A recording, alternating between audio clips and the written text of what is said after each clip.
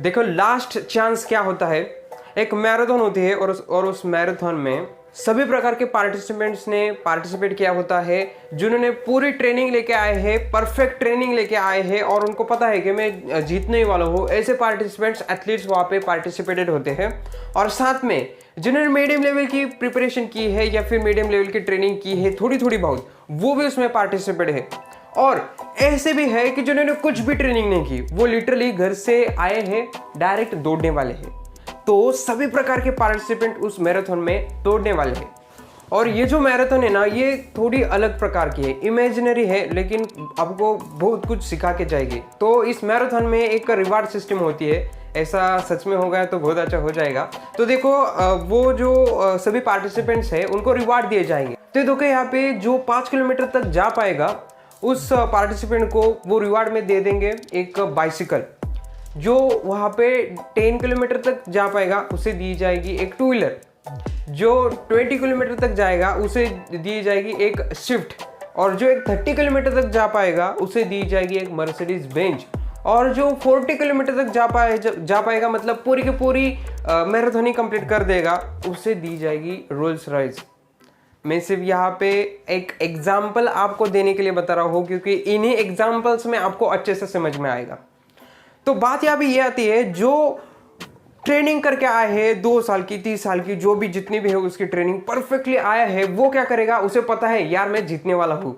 जो medium level का है पार्टिसिपेंट, उसे लगेगा कि मैं ज़्यादा मिनिमम स्विफ्ट तो लूँगा ही, मैक्सिमम में मर्सिडीज बेंज तो ले ही लूँगा। और जो हमारा जो ट्रेनिंग वाला पार्टिसिपेंट है, उसे तो पता है कि बहुत ज़्यादा चांसेस है कि मैं मैराथन जीतूंगा और रोल्स रॉयस लेके जाऊंगा। अब बात आती है हमारी उस पार्टिसिपेंट की कि जिसने कुछ भी ट्रेनिंग नहीं की है, लिटरली वो घर से आया है और अभी पार्टिसिपेट करने के लिए दौड़ रहा है। तो वो जो पार्टिसिपेंट है ना, कि जिसकी कुछ भी तैयारी नहीं हुई, ट्रेनिंग नहीं हुई, उसको एक तो फिक्स पता है कि मुझे बाइसिकल तो मिलने वाले है, साइकिल, और ज़्यादा से ज़्यादा वो क्या करेगा कि मुझे स्विफ्ट मिलेगी, ज़्यादा से ज़्यादा, हाँ मैक्सिमम, उससे आगे वो नहीं जा सकता, ऐसा उसे लगेगा। तो थोड़ा सा हम पीछे जाएंगे इस मैराथन के।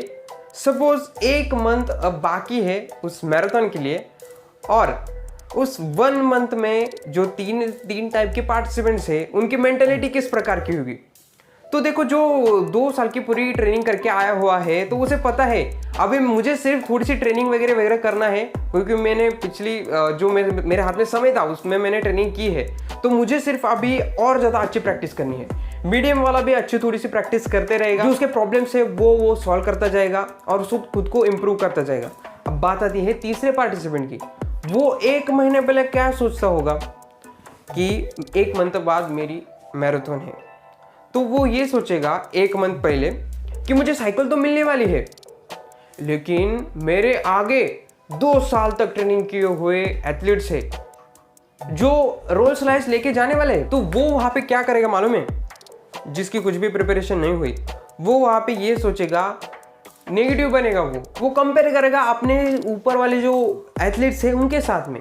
वो ये नहीं सोचेगा कि मेरे हाथ में 1 मंथ अभी भी है।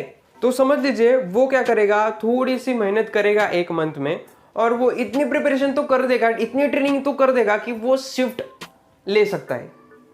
लेकिन भाई तू और थोड़ी मेहनत करेगा ना, तो शायद तू मर्सिडीज बेंज तक भी पहुंच सकता है, और उससे भी थोड़ी ज्यादा तू मेहनत लेगा तो तू रोल्स रॉयस तक भी पहुंच सकता है, जीत भी सकता है। तो बात यह है कि उसकी ट्रेनिंग कुछ भी नहीं हुई तो उसे बाइसिकल तो मिलने वाली है, लेकिन उसके हाथ में 1 मंथ है, उसमें उसने अच्छे से तैयारी की तो वो ज्यादा से ज्यादा ऊपर तक जा सकता है। स्टोरी सुन ली।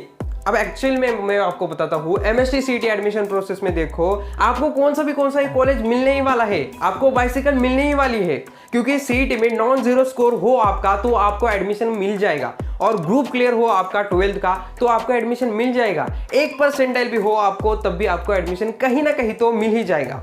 तो अभी आपके हाथ में सपोज समथिंग 1 मंथ है, या फिर रिमेनिंग जितने भी डेज है, last days of MST CET, जितने भी डेज आपके हाथ में है, उसमें आपको ये नहीं कहना कि यार मैंने 2 साल कुछ भी नहीं किया, अब क्या होगा। ऐसा मत कहो। साइकिल तो आपको मिलने ही वाली है, ट्राई करो ना कि आपको स्विफ्ट मिले, स्विफ्ट से ऊपर या फिर आपको मर्सिडीज बेंज मिले। आपके हाथ में जितने भी समय बचे हुए हैं उस समय में आपको ये एक बात ध्यान में रखनी है कि साइकिल तो आपको मिलने ही वाली है। इंपॉर्टेंट क्या है, साइकिल पे खुश नहीं होना। आपको ऊपर तक जाने के लिए आपको जितना भी समय हाथ में है उस समय का अच्छे से इस्तेमाल करके जो चीज़ आपको चाहिए वो पाने के लिए आपको ट्रेनिंग करनी पड़ेगी। इस मैराथन का जो मैंने एग्जाम्पल दिया है उससे थोड़ा सा सीखो। जो टॉपर स्टूडेंट है ना वो 2 साल से अच्छे से मेहनत करके आ रहे हैं, ठीक है। लेकिन कई ऐसे हैं कि जिन्होंने प्रिपरेशन नहीं की और वो उन्हें अब लग रहा है कि कुछ भी नहीं हो सकता, तो उनको मैं कहना चाहूँगा बाइसिकल पे खुश नहीं होना है, मर्सिडीज बेंज तक जाने की कोशिश करो यार। तो सिंपल भाषा में आपको बताऊं तो आपको बाइसिकल तो मिलने वाली है, कौन से भी एक कॉलेज में आपको एडमिशन तो मिलने वाला है। एक बात समझ के लो, आप थोड़ी ज्यादा आपकी प्रिपरेशन बढ़ाते हो लास्ट डेज में तो आपको चांसेस है कि नेक्स्ट रिवॉर्ड आपको मिल सकता है। आप समझ रहे हो मैंने क्या किया कि आपको अच्छे से समझ में आना चाहिए कि कॉलेज का इंपॉर्टेंस क्या है। मैंने रिवार्ड सिस्टम लगाई, इतना कंप्लीट करोगे तो इतना मिलेगा, इतना कंप्लीट करोगे तो उतना मिलेगा। समझ रहे हो, जिसने इतनी प्रिपरेशन की है ना उसे इतना लेवल का कॉलेज मिलेगा, जिसने इतनी की है उसे इस लेवल का, और जिसने अच्छे से प्रिपरेशन की है उसे तो टॉप का कॉलेज मिलने वाला है। लास्ट डेज में आपके पास जितने भी दिन है ना उसमें आपको जितना दे सकते हो, जितनी प्रिपरेशन कर सकते हो उतनी करो। एमएसटी सीटी के लिए एक इंपॉर्टेंट फैक्टर सीक्रेट ये है, कई सारे स्टूडेंट्स के इंटरव्यू लेने के बाद मुझे ये समझ में आया है कि वो सबसे पहले आपकी जो लेसन है, कंसेप्ट है, वो पूरी तरीके से क्लियर करते हैं, सिलेबस कंप्लीट करते हैं और उसके बाद इतने एमसीक्यू सॉल्व करते हैं कि उनको क्वेश्चन देखते ही वो क्वेश्चन का आंसर भी आता है। मतलब सीक्रेट क्या है, कंसेप्ट क्लियर करो और ज़्यादा से ज़्यादा एमसीक्यूज सॉल्व करो। तो जिनके अभी लिटरली कुछ भी स्टडी नहीं हुआ है उनको मैं ये कहना चाहूँगा, बाइसिकल पे खुश नहीं होना है आपको। थोड़ा ज़्यादा प्रिपरेशन करोगे तो थोड़ा ऊपर तक जो रिवार्ड दिया गया है वो पा सकते हो, और थोड़ा प्रिपरेशन बढ़ाओगे इस लास्ट डेट में और थोड़ा ऊपर जाओगे। उस मैराथन से आप क्या सीखोगे, फिर से बताता हूँ, जितना उस मैराथन में आप दौड़ोगे उतना रिवार्ड आपको मिलेगा। जो मैंने रिवार्ड्स आपको बता दे कि जो मतलब एक एग्जांपल दिया मैंने, तो उतना रिवार्ड आपको मिलेगा। उसी प्रकार से एमएसटी सीटी के लिए जितने भी डेज आपके हाथ में है उतना जितना पढ़ोगे आप उस रिमेनिंग डेज में उतना ही रिवार्ड आपको एडमिशन के वक्त मिलेगा, उतना अच्छा कॉलेज मिलेगा। एक काम करो, आपको अगर जानना है कि आपकी प्रिपरेशन कितनी हुई है तो एक काम करो, जो प्रीवियस ईयर क्वेश्चन पेपर्स होते हैं या फिर कौन सा भी एक क्वेश्चन पेपर निकालो और वो उस पर एक नज़र डालो, उसमें से आपको कितने क्वेश्चन आते हैं। अगर कुछ भी आपको नहीं आ रहा उस क्वेश्चन पेपर में से कुछ भी नहीं आ रहा तो समझ लीजिए आपकी प्रिपरेशन 0% है। अगर 0% आपकी प्रिपरेशन है तो डीमोटिवेटेड मत होना। मैंने अभी आपको एग्जांपल बताया है, जितनी प्रिपरेशन करोगे, जितना दौड़ोगे उतना रिवॉर्ड पाओगे। तो 0% है ना तो थोड़ी सी बढ़ाओ ना। 0% प्रिपरेशन है, साइकिल तो मिलने वाले यार, लेकिन थोड़ी सी प्रिपरेशन बढ़ाओ ना। टू व्हीलर पे जाओगे, स्विफ्ट पे जाओगे, रिवॉर्ड बढ़ेगा।